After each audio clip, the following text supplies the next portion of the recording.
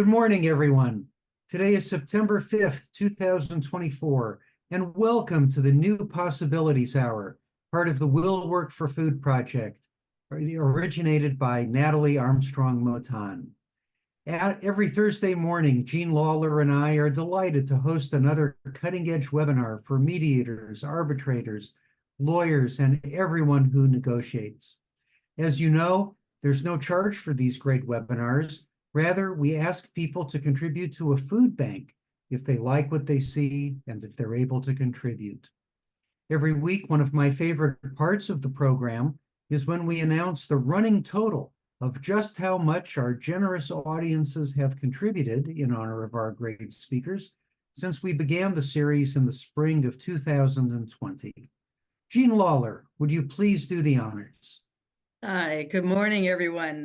Good evening, good afternoon, wherever in the world you might be. The amount of donations of which we've been told so far, just amazing. $612,184.05. That's six million plus meals served around the world. So thank you so much for your generosity and for being here. Amazing. Thank you, Jean, Natalie, all of our great speakers. Thank you all for contributing. Thank you very much. Today we have another great speaker, another fascinating presentation. Our special guest this week is Anne-Marie Seibel. She's a partner in Bradley, Arant, Boult, Cummings, LLP in Birmingham, Alabama, and she's immediate past chair of the American Bar Association Litigation Section. She will present on the intriguing topic, mediation doesn't happen only at the mediator's office. We all know that often the success of mediation depends on the work done ahead of the mediation in preparation or after the mediation in follow-up. Those are the topics on which we will focus today. Anne-Marie Seibel is a most distinguished lawyer. She enjoys pulling together the moving parts in multi-forum or multi-plaintiff high-stakes litigation. In these cases, she partners with her clients to approach the challenges of litigation in efficient and creative ways. For many years, she has used these skills to help a major facilitator of online travel reservations respond to cases across the country. In 2017, she served as lead trial counsel for this client in a 2-week trial, securing a defense judgment. The New Hampshire Supreme Court upheld this result after Anne-Marie's arguments before that court. In prior litigation, she played a central role advising Health South Corporation as it defended and prosecuted claims relating to a massive accounting fraud perpetrated against it by corporate officers. That litigation resulted in a $2.8 billion verdict against the company's former CEO and a $100 million settlement with the company's former investment bank. Anne-Marie's practice has taken her to trial in venues as diverse as Alabama state and federal courts, New Hampshire state courts, AAA arbitrations, and the tribal court of the Porch Band of Creek Indians. Within the Bradley firm, Anne-Marie is co-chair of the firm's Inclusion and Diversity Committee and former chair of the firm's Associate Committee. She has served the American Bar Association litigation section in a variety of leadership roles, most recently as chair of the section, a term which she just concluded just a few weeks ago, the ABA annual meeting, and she now assumes the most coveted title in any bar organization, immediate past chair. Anne-Marie, we're delighted that you have time to share your thoughts with us today. Please tell us a little bit about the food bank to which you would like people to contribute if they're able, and then on with the presentation. The floor is yours. Thank you, Jeff. Really appreciate the invitation to join today. I'd urge everyone to donate to the Community Food Bank of Central Alabama, and I believe Jean or Natalie was going to drop that in here. It is run by the CEO, Nicole Williams, who I've known for 20 plus years.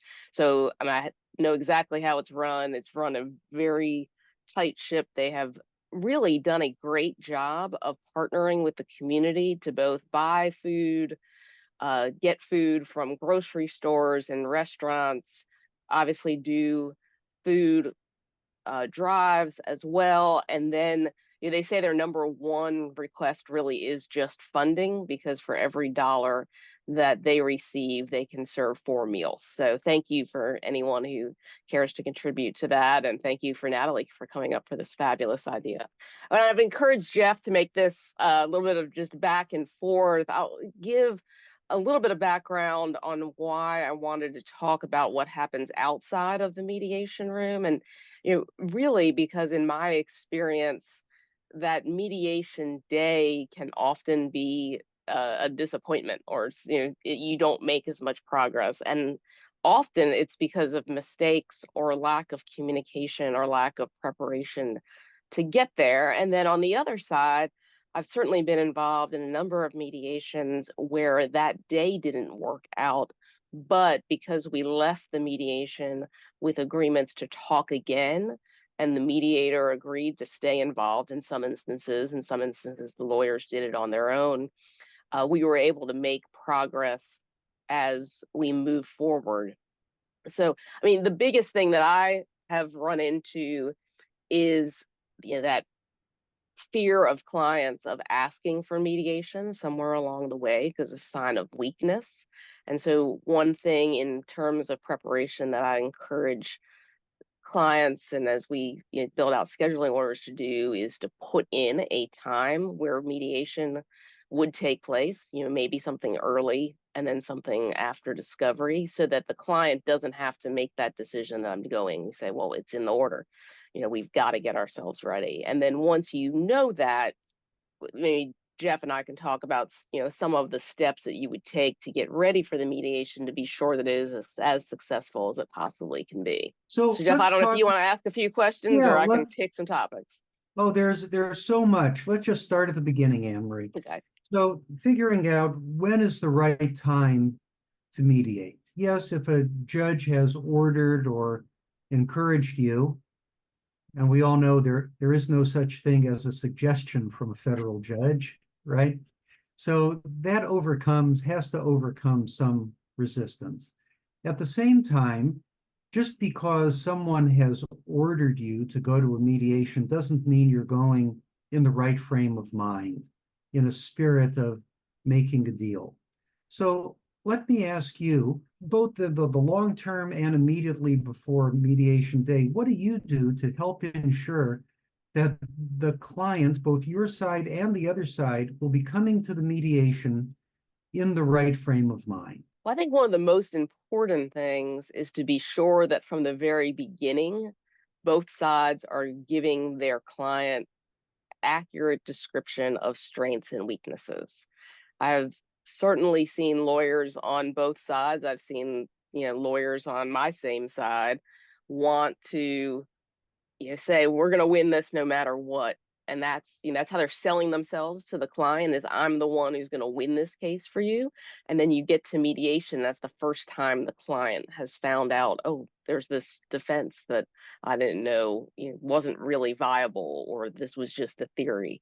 So I think one of the most important things is it shouldn't be just in the mediation prep session with your client where you're starting to say, here are some of our weaknesses. And you certainly don't want the mediator to be the first one to walk into the room and say, well, have you thought of these 5 weaknesses as your counsel explained it to you? So I think it's critical that going into the mediation from the, all the case assessments leading up, even if it happens 3 years into the case, that the client can look back and say, all right, well, Anne-Marie told me about this at the outset. This was a risk that we had. I'm not surprised by it.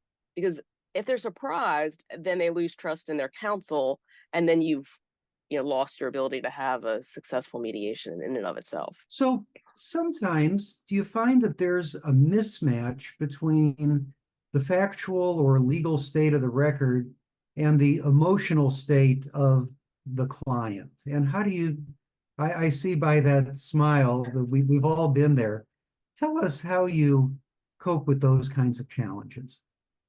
I think it comes in different ways. And the way I typically see it is that the lawyers, maybe even the lawyers on both sides, know that it is a case that should be settled. let's say it's a contract dispute that has a certain value that we can all probably guess at the beginning, and it's going to be very expensive to litigate. But you have business folks on both sides who are emotionally attached to their position, or they had some bad blood between them, and that's the discussion I find myself having most often, is to say, I know that you want to litigate this, and you're telling me right now that you will pay whatever it takes to litigate this. But I've also been through this enough times to know that you're not going to like what that total is at the end of how expensive this is going to be. And I know you don't understand why it's going to be expensive, because you think it's a simple dispute and it can't be that hard to produce documents and do depositions. But to walk the business person through, let me walk through for you the litigation costs, like actual fees, and then the time of your employees. Are you sure? I'm happy to defend this all the way to the end. We can do this. That's why, it's better for me. And I'll often say that it's better for me to get paid. So we can do this. But do you want to take your CFO out and sit with me for all the sessions that it's going to take to prep that CFO for a deposition? Are you sure that you want to stop your IT department from doing their security checks to pull documents for me? And to kind of bring them back to, get their non-emotional business side thinking about, oh, from a business perspective, maybe I need to settle. So that's the most often discussion that I have, sort of with the emotional discussion. I've also seen things happen in mediation where the other side says something that's factually inaccurate or that is seen as an overreach, and the temper will heat up in that to say, well, now I'll never settle with these people. Like, they're playing games. And for that, sometimes it takes walking away, letting everyone have cooler heads prevail, and coordinating back with the mediator to say, can we, have another session once I get everyone's temperature back down. So let's back up just a little bit. You're dealing with large business entities, corporations, or other perhaps multinational businesses. Do you find yourself performing a quasi-mediation function between perhaps different factions, sales and engineering, or legal and the business unit? Do you find yourself mediating between different groups as you prepare for the mediation as to what will be the position of the entity or the company? I think that's a really good way of describing it. I think the answer to that is yes, in terms of, sometimes the in-house legal counsel. Most of the time I'm working with companies that have an in-house legal department, but sometimes their loyalties are a little bit spread thin too, right? I mean, they have a business executive that they're reporting to every day, where I'm just the outside lawyer. So sometimes I can say things to the business executive that the in-house counsel is unwilling to say to their boss, because they have a different relationship that they need to do. So that's where it will come up, where the in-house counsel is saying, let's go. And that's where I'm saying, okay, I get it, but let me just explain to you the practicalities of what is happening here. And I think it happens with, especially litigation, where there are multiple different lawsuits, and so the individual cases may affect the next one, to sit back and say, let's talk about the reverse strategy. I've been in litigation as well, where we said, we have to try them. So we are going to have to put your executives through depositions. I need you to invest what it's going to take, because we have to try these, because if we settle one, it'll cause the next 12 to settle, and we don't want to get into that position as well. So let's assume that you're going ahead with a mediation, whether it's voluntary, court ordered, or whatever, and you undertake to prepare with the mediator for the mediation. You want the mediator to help you as much as possible, understanding the mediator is there to help everybody as much as possible. So how do you initiate your communication with the mediator? Do you typically contact the mediator regarding, hey, let's schedule a date for mediation? Is it a member of your staff who does that? What's the very first point of contact with a mediator? I guess it depends on where it's been generated. I have certainly had state court judges who have told me which mediator to use. So that's pretty easy. You just say, we've been referred again to your offices. That is often not very promising when I hear that that's what we're about to undertake. But otherwise, I do think it may not be that I'm making the call myself. It depends on what relationship I have with that mediator. A lot of times I'm working with local counsel, and so we are trying to find someone in a local jurisdiction, and it'll be local counsel's role to make that call because they have been a repeat presenter in front of the mediator. So often I'm coming in as a completely unknown entity because I'm national counsel and I'm just dropping in, and that mediator knows my local counsel well but doesn't know whether to trust me at all. So I'll start the communications with local counsel to find out time. I'll say one of the biggest challenges we've had is, in a lot of jurisdictions, very good mediators are very, very busy. And trying to get a date on the calendar can often put things off 2 to 3 months, which then obviously the dynamic of the case can change in the interim before you get there. But my preference is to find a mediator who is willing to do sessions with each side before we get to mediation. But I mean, not everyone takes that. I've found that really helps us be in the mindset of trying to get a deal done if that's our intent. What do those preparatory sessions look like? So let me back up a little bit too, just and talk about some of the timing leading up to mediation. So another mistake that people make is thinking we're going to mediate, October 10th, and they're going to tell their client October 7th what the recommendation is or what their settlement recommendation is. Really being sure how much time the client needs. If there's insurers involved, obviously you need to add in more time, and work backwards from that to say, this is when we would be ready to talk to the mediator if the mediator is willing to have a pre-session. So you really have to have enough time for them to get the recommendation, to get authority internally, and ideally have that authority before you go into the pre-session. So whether you think you're going to be very far apart. But really good mediators, in my experience, by that point have read our position statements, whether they're shared or not, have questions for us, and then allow us to provide, here's where we think the other side is coming from, particularly if we know the other side might be playing games or that we've seen them before in mediation. We know that they have a certain method that they like to use, to give the mediator a heads up about that. Because when we haven't done that, you're dealing with someone on the other side who's going to come in 3 times of what the real number could possibly be and just mediate down. I was in one mediation where the mediator said, well, they're just negotiating. And he said, well, they're not just negotiating. We've seen them do this 7 times before. But he spent hours with the mediator trying to explain they really do this all the time. The pre-session allows you to cut to the chase a little bit faster at the mediation, to say, here's what I know about my case. Here are some things you, mediator, need to know about the client. For that pre-mediation, often it's not with the client, which allows you to talk bluntly about, here's who's coming for me. Here's going to be their limits on their authority. Here's what they know about the case. Here's where I may need your help, mediator, in talking to them.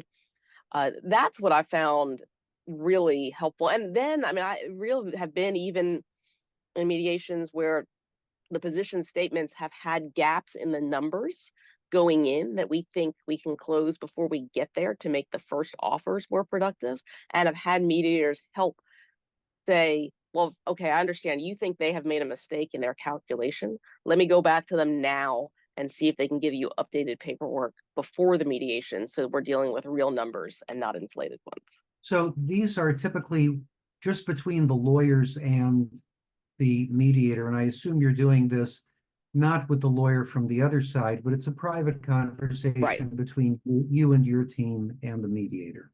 Exactly. And you're discussing things that you might be, shall we say, cautious about putting in writing about mood and temperament and personality of your own client? Yes, I think mood, temperament, personality of my own client, and maybe the same about the judge, right? Things that you would never put in writing about whatever tribunal you're in front of. that's also a good place to talk about, we know that this judge is going to rule against us. We get it, but we're willing to take it on appeal, but that's going to be expensive. So this is why I'm getting to this recommendation, or this is where our position is. The things that you would not want in a position statement, and certainly not in a position statement that you're sharing with the other side. Right. Let's back up a little bit. Mhm. And you mentioned those cases where you may be national coordinating counsel and you have local counsel in a faraway jurisdiction, and you're going to be guided more or less by their recommendations as to who the mediator should be. And there are other times where you may have more of an input into that. Mhm. So let's ask, in terms of preparing for the mediation, what is the due diligence you do on mediators? Every mediator loves to know about this Sure. sort of thing. How do you go about picking a mediator? Well, it's the typical send it around the firm, which all mediators know happens, and say, has anyone appeared in front of this mediator? I'm trying to be much more conscious of the fact that we need to have more diversity in who we're appearing in front of too. So I know that the ABA's Women in Dispute Resolution, for example, has a list of female mediators. So I've used that before to look at as well, to kind of force people to think outside of the box, and then you know, get a feel for what types of cases and what their approach is. I had one really challenging case that we were trying to mediate early while we were in a tolling agreement. I knew that there was a complicated business deal that might be the way out, and we worked hard to find a mediator who had that business acumen to help put the business folks together during that day. Or that was something that they were known for. I've also had really small cases where what you needed was someone that was very familiar with the local jurisdiction, who knew the judges well, who was sort of folksy, because that was the plaintiffs and even the defense on that case needed that kind of hand holding for the mediation, and you look for something different in that regard. And then really big ones, that one you mentioned, that was a very large settlement with stacks of insurers on the other side. You needed someone that was familiar with how to get through all of that noise. You can't go to someone who's been doing small cases if you have stacks of insurance on the other side. You need someone who's lived that. So you send emails around the firm. That's the first thing that you do. And how much in those inquiries, how much do you focus on, say, has the person done construction defect cases involving dams, right? That's one way to do it. Another, at the other end of the spectrum, might be have a personality, a person who's whatever you're comfortable putting in writing, say, very sensitive personality, takes this matter very personally, easy to get, easy to press his button when we talk about his or her button when we talk about certain things involving the case. And you really, so we've got case specific things and personality kinds of things. What kinds of inquiries do you make when you put those emails out? I think a little bit of both. Definitely in I was trying to think, arbitration context, you're looking for specialty in an area. In my experience for mediator, I'm looking more for who gets it done, right? There are mediators who aren't going to push beyond where the parties are comfortable. But if you know that you have parties on both sides that you think the case should be settled, you really think it should be settled, and you need help, then it's who is willing to put in that pre-work, who is really good about coming in and talking to you, not just about what's your next move, but I've studied this. Here's where your weaknesses are. Now tell me your next move. Who's really skilled at that piece. And then, as I said, I've had my hand forced a few times where I don't have the choice in the mediator, and it's just the mediator who is the judge's pick. That, as I said, you don't get much success, I have found, in that if it's just the judges going back to the same mediator, as a friend. And then you've got to be careful because you think the information is getting back to the judge, which I've also had that experience where you're pretty sure that whoever your mediator is going to report back to the judge on how the parties acted. And it could be good or bad. Yeah, yes, it may be out of your control. So, yeah, yeah, that'll be the topic for the next interview we do together, Anne-Marie, because there's a lot of ethical as well as practical issues there, both for neutrals and for advocates. Let me ask you, when you want to get a sense of whether the mediator knows how to close the deals, that's what you were talking about. What do? You ask others in the firm whether the mediator has done that in situations with them. I assume that's one thing that you do. Do you ever call the mediators to try to get a sense of their personality, whether they'd be able to get on wavelength, both with you, your client, and the folks on the other side? I've done the latter. For that one case I'm thinking about that was early. It was early. We're in tolling. It was very, very heated. I did call a couple of mediators and explain what the situation was. And I think we traded mediator names in that case, where we each had a few. And I can't remember now how we finally got down to the one we used, who ended up being exceptional and did get the deal done. But you did say, what do you do? I mean, here I am. It's extremely heated. I know there's a business deal that should be at the end of this. They don't see that yet. What are your methods? Do you ever take the business parties, out and talk to them separately?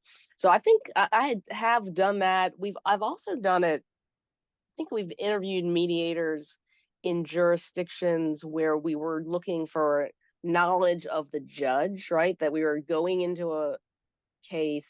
We obviously had local counsel. We knew what they thought of the judge. They knew what their likely result was, but we needed someone else to talk to the client and say, I've seen the judge handle this type of case 100 times.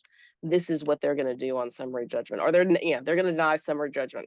They always deny summary judgment. Sometimes it's important to get that through to a client's head of, you're going to have to go past that. And so I can think of a couple situations where we had local counsel poll locally beyond their own firm to say, who is the best mediator who knows this judge, but doesn't know them so closely that everything's going to get back to them and can help us get the deal done. Okay. And when you're trying to suss out a mediator's skills, let's start with that.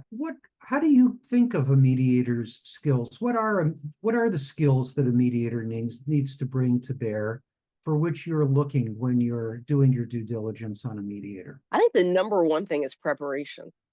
I've seen a wide variety of, we put all these hours into a position statement, and there's a big difference of walking in where someone has read it, has found a case that's wrong or something, has questions for us, as opposed to someone who is so busy that they've read the position statements that morning and they're just going to, it's just the next thing on their list, just like. So preparation to me is the most important part of saying, I'm willing to, take the downtime in the mediation I have the prior week. Let's get on the phone at 1 o'clock. Let's talk through it. Let me ask you questions. And it puts the lawyers on their best behavior if the mediator ahead of time sets those expectations high, because you also see lawyers just wander into a mediation and they haven't really prepared and they're just like, I'm just going through the paces.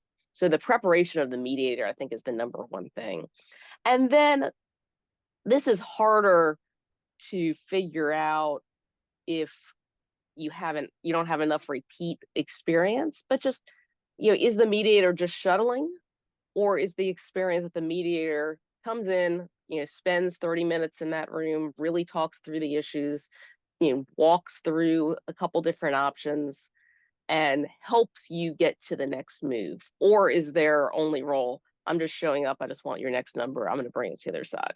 something that the lawyers could do themselves. So when you're trying to find out whether the mediator works hard before the mediation to prepare, I assume you cannot just say to a mediator, by the way, are you lazy? That's not very likely to get much of an answer. How do you determine whether the mediator does have that kind of conscientiousness? Often you can tell it by their website or the pre-mediation materials that they may send you when you reach out to schedule, that someone will say, okay, here's my procedures. You're going to get me a position statement by this date. We're going to have a pre-session on this date. It gives you the idea that they're, going to be prepared and work. And then it's also just asking questions of other people of what has happened in their situations. And you've got to be careful about that, because every case is different, and there's emotional and factual issues that are happening that may have someone not have a good experience in the media. They think the bad experience was with the mediator, but it was just with their case. So you've got to take that all with a grain of salt too. I mean, that's why you try to get as many different opinions as you can. Yes, I think psychologists call that attribution theory, don't they? Yes. You see someone behave a certain way in one circumstance, and you think that's how they are.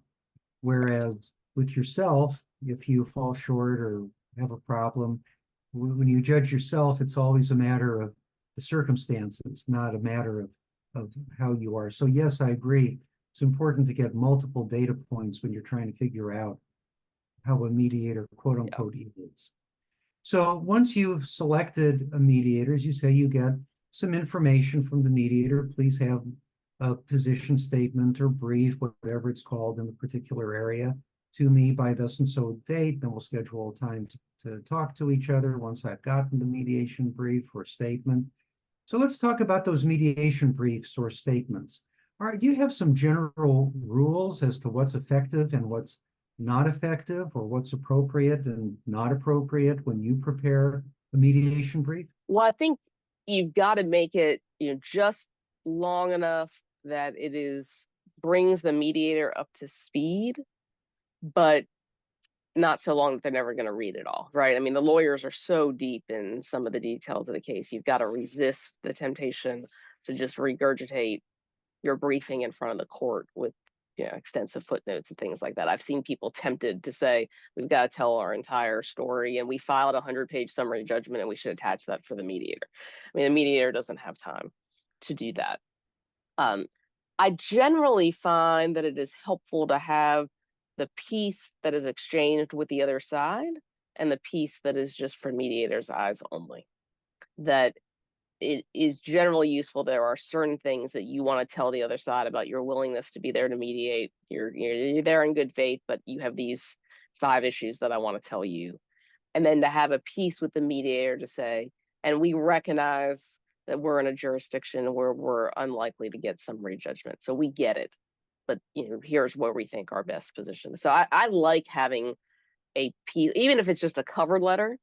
That's the cover letter to the mediator saying this is our attorney's eyes or the mediator's eyes only piece, and then having a piece that the other side can see. If there's numbers at issue, I've been in some litigation where it's not just pain and suffering, but there's a calculation you can do to get to the number that you're fighting about, that I want that exchanged for sure. And a couple times we've had that happen where the other side's number suddenly has a new, penalty or something added in. Having that exchanged ahead of time has allowed us to say, okay, we have a problem here. Now let's go study that, as opposed to finding out the morning of mediation. So what about dealing with weaknesses?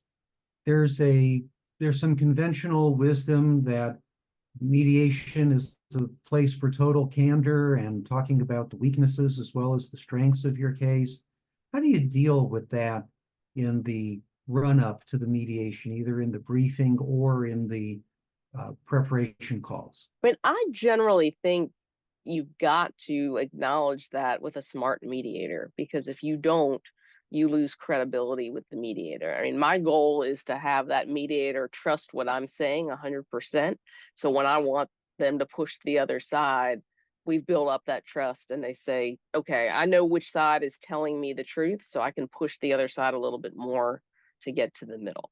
And you've got to be careful because that's where the client may not want you to expose those weaknesses as much as you think may be necessary to earn the trust of the mediator. But I think flagging it is important to say whether it's, I'm in a bad jurisdiction or, what I've not done as much is reveal if I have a bad witness, right? Unless it's obvious from some deposition transcript that's already had. If I know internally I'm not going to be able to tell this story, I may not reveal that yet to the mediator. But if there's a issue of law that we're running up against, I would reveal that, because my main goal, and that's my main goal in front of judges and mediators, is by the end of the session, I want them to trust me more than the other side, because if it didn't settle, then at least I get that next phone call that says, all right, Anne-Marie, what do you think? Should we go back to them? Or is your client ready to make another offer? Or do you think I can get something from them? That where a mediation has failed and I've built up trust with the mediator during the mediation is where I've had the most success after the mediation of keeping that mediator engaged and maybe getting to resolution. Okay, so then in terms of giving the mediator a taste of the client's personality, do you ever include the clients in any pre-mediation communications, either at the point of selection or the point of preparation, to make sure that the mediator is indeed going to be able to get on wavelength and have some chemistry with your client? Or does that just happen on the mediation day? The client is definitely involved as we're choosing the mediator. So I mean that we may say these are the 3 that have been recommended in X jurisdiction. We're recommending this one because of, sometimes it's these 3 have been recommended and we're recommending number A because we can get in the time that we want to. Sometimes because we think they have the, longest, best knowledge of the judge. I cannot think of a session where I've had the client on the pre-mediation piece, and that can be, but I have certainly after the pre-mediation session given my client an expectation of what the mediator said, right? That I want them to know, all right, I think this mediator is going to want to know all of our weaknesses. Like, they're fully prepared, they've read everything, they're going to have read every case that's in here, so be ready for us to get tough questions. I want them to know that before we walk in. Or if I think we have a mediator who I don't think is going to be that active, to say, okay, it's going to be up to us to really push the day along if you want to get this settled. So you might have to be more flexible. So I try to give you the mediator preparation for what the setting is going to be. And, one piece of that is just what to expect that day, right? Are you going to have an opening session? Or are you going to have to see the other side? How are we going to be set up? I've definitely had clients nervous about, am I going to have to sit through that opening session? Often clients do not want that. And that's an interesting piece of preparation. How do you deal with that? I think it depends. It's one of those things I've had mediators ask, do you need an opening session? I would say in most cases you don't, at least not in these business disputes. If people kind of know who the characters are, it just gets everyone heated because the lawyers feel like they need to present and be lawyerly, as opposed to what you're really trying to do in the mediation is get things resolved. But if there's going to be one, I want the client to know that ahead of time. We have had ones where there's, I can remember one where the plaintiffs brought 11 different representatives on the other side, and there we were on our defense side. And it was sort of intimidating and exhausting for the client to look at all of this. And then also to say, how are they going to do anything in their room? They have 11 people over there. Like, this isn't going to work. I'd almost rather that we hadn't known that. But I do want the client to be prepared. Basically, like, you don't need to say anything. Just let the lawyer, let the mediator set the stage, let the lawyers say what they need to do. Very, very rarely have I had the mediator ask, does your client want to make a statement to the other side? And I can only think of maybe one case where that happened, where I think it was a water dispute. and someone wanted to present that we didn't mean to do anything wrong, we're here to resolve it. I want you to know that at the front of, start of the day. And the mediator asked for the client to say that so that the other side heard, in sort of good faith, we're all here, and not get past the lawyers. Do you find that mediators in those pre-calls, when talking about the need for a joint session or not, are proactive in terms of describing what the agenda might be for such a joint session, or what the time limit might be, or limit on the subject, so that you can perhaps have a conversation on the issue where the rubber hits the road, but not allow lawyers to do a lot of grandstanding and showboating? I have had, more commonly, the question just comes, do you need a joint session? Uh-huh. Do you all see any reason to have one? And then once you've had one, I think I have seen people say, well, there's going to be no more than 15 minutes per side, introductions in 15 minutes. You've got to put a time limit on that opening session, or you've guaranteed yourself a mediation that's going to go on late into the night, because it takes a little while to get everyone's energy back down or emotionally from the joint session. No matter how well run it is, you've seen who the other side is and people's backs are up. Mm-hmm. Okay. There are many interesting ways to deal with that. We may have time to get into them. Another subject I wanted to discuss in terms of preparation is talking about dollars and cents. And that there's a kind of a tension between wanting to go in with an understanding. You're almost always on the defense side, as I understand it.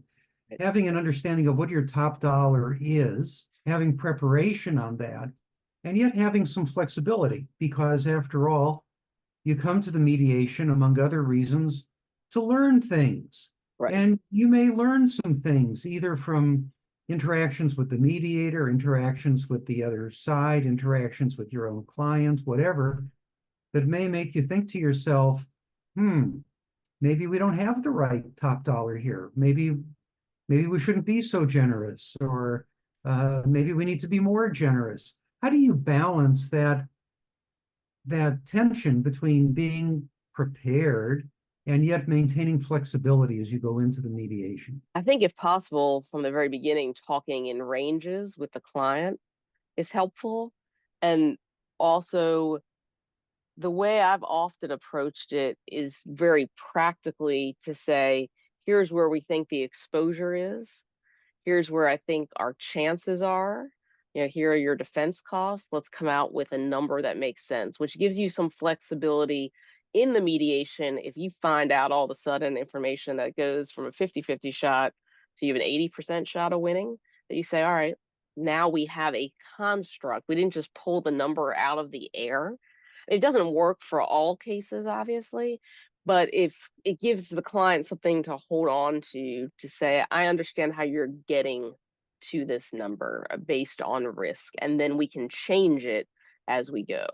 I think it's harder, internally at some clients to get their, sometimes they're given a range, and sometimes their internal operations say, this is your number, and there's no flexibility because the levels of approval are so high. I've been in mediations where my co-counsel didn't know what their client's authority was.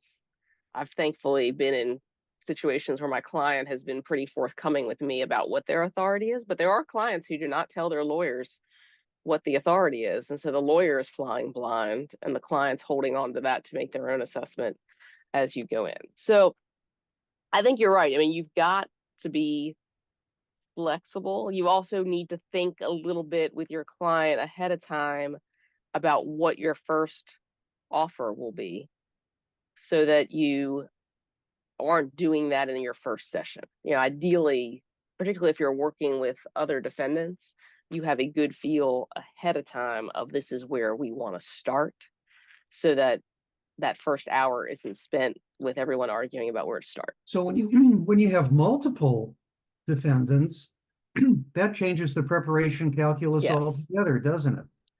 Why don't you talk about some strategies for success where there may be multiple defendants and the disputes as between them may be as intense as the disputes with the plaintiffs. Yeah, I mean, there it gets pretty complicated, and who's in what room? Are you all in the same room? You need to be divided up. Are the disputes such that you can't all sit together, or work as one? There it just takes more pre-planning. It depends on how good your relationship is with those other defendants, and if it's adversarial. I mean, if it is that you truly have a united front, then there are ways of going into the mediation ahead of time, saying we're all making joint offers, we're all moving at these percentages throughout the day. If you are fighting amongst yourselves, then you need to know that, and your client needs to know it ahead of time as well, so that you have the ability to plan for it.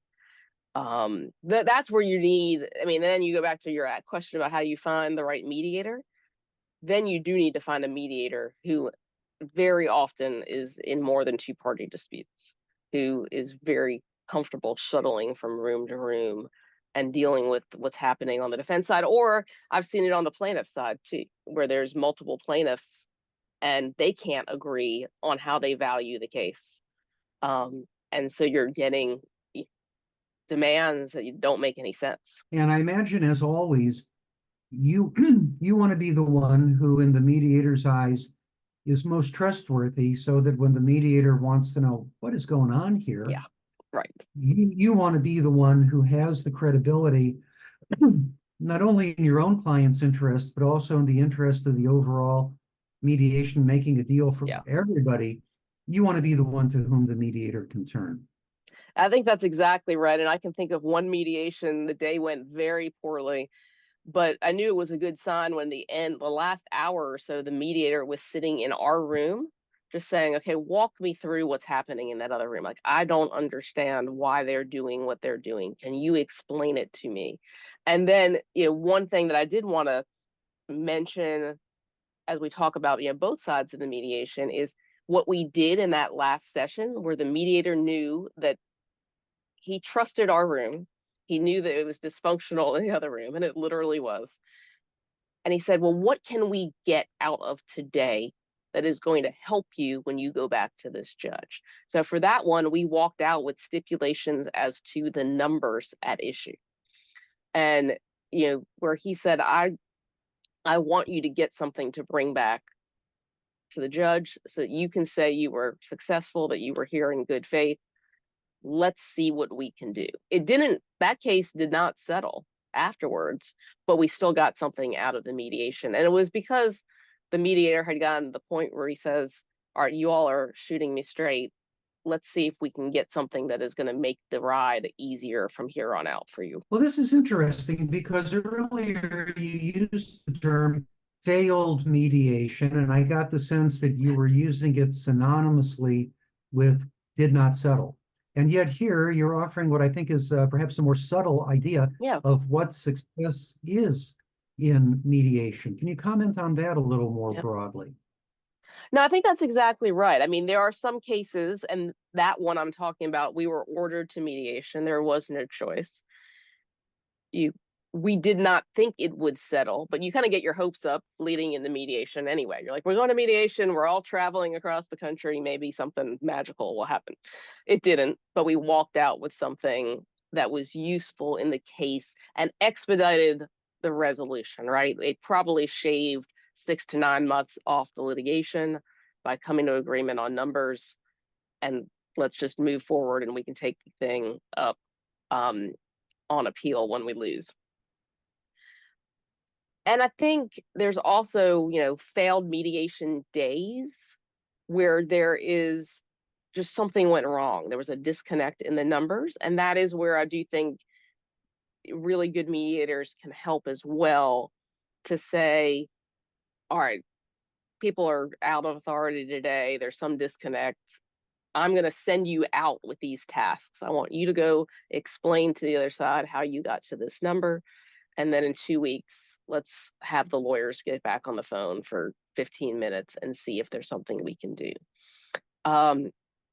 Sometimes the mediations set up conversations between the lawyers, right? That we had at least got far enough that the lawyers can carry it on and say, let's get to a resolution, even if the mediator isn't the one facilitating those, follow-up discussions. But oftentimes, again, because after a failed mediation, people are even less interested in being the one that shows weakness and calls again. To have the mediator say, I was just following up. It's been 2 weeks to that mediation. Do you think it's worth me calling the other side? That is a gift oftentimes. I mean, I'll tell them if the answer is no, right? And say, no, we're perfectly satisfied with where we are. Don't even bother.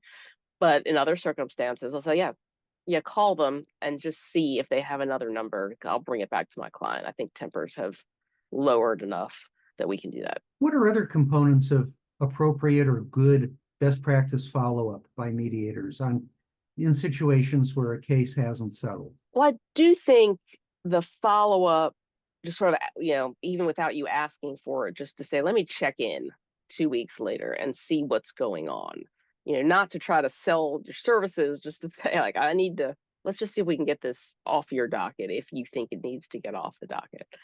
I have not had that many mediators send surveys afterwards, but I think that would be interesting. It probably would, if I were a mediator, that might be something interesting to do, to say what worked, what didn't work, why didn't it settle? If you can reveal that to me, was there anything, that we could have done that day to make it work better? I think that would be an interesting. There are, certain situations I've had where we know exactly when in the day things went wrong. Not that it's necessarily the mediator's fault. I mean, it could just be one side or the other, but to be able to share that, probably for the mediator to stick in their learning bank of, okay, here's one more example of something that I can learn about how the dynamics of mediation work. Mm-hmm. So I assume you mentioned mediators not using this to try to drum up more business. I assume that you would not take well a mediator charging you for what are in essence unsolicited phone calls. It kind of depends. I mean, I think if we re-engage in real mediation, I have no problem paying a mediator by the hour to get it done. I mean, if that's that, if they're spending time shuttling back and forth, as long as it was clear up front that the fee was for that mediation day and extra amounts, if you want to re-engage me, are going to be, by the hour, I wouldn't have any trouble recommending that to a client, because otherwise they're paying me to try to accomplish that. Mm-hmm. Okay, we've got just a couple minutes Okay. left. I want to make sure that you have an opportunity to. We got a bunch of mediators who are listening to this, and there will be many more watching the recording of it.